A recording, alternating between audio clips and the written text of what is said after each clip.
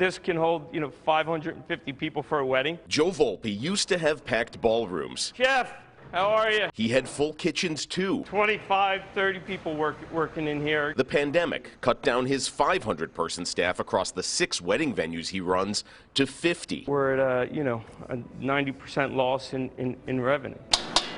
While his lead chef uses the downtime to try out new recipes, I love it. His bank account and his clients would like to see normal again.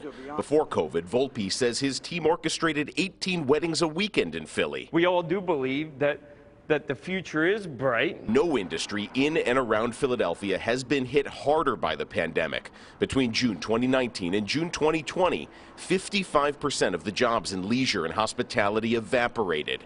Hotels in the city and surrounding counties have almost 60% fewer guests staying in them today than in 2019. But we found a team of machine biologists at the University of Pennsylvania working on a way to create COVID-free bubbles. Penn's Cesar de la Fuente was working on a quick way to diagnose bacterial infections when the pandemic struck. He thought his research could translate to spot COVID-19. It all works through these chips that we've generated.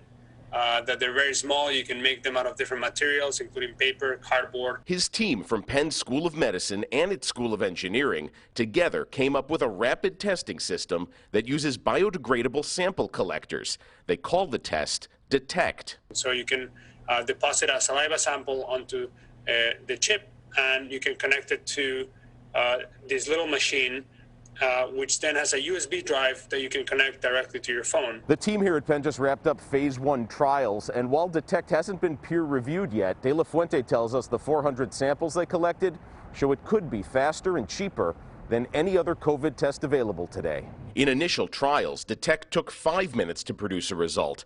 De La Fuente says a sample collection chip costs $4. The biggest expense is the smartphone adapter that reads the sample.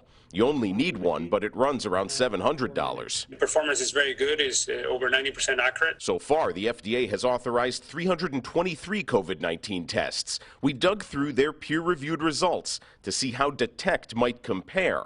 So far, there's only one FDA-authorized COVID test that lets you take your sample at home and see the results without a prescription or sending it to a lab. Australian company Illume makes an FDA-authorized home test that can give you a 96% accurate result in 30 minutes.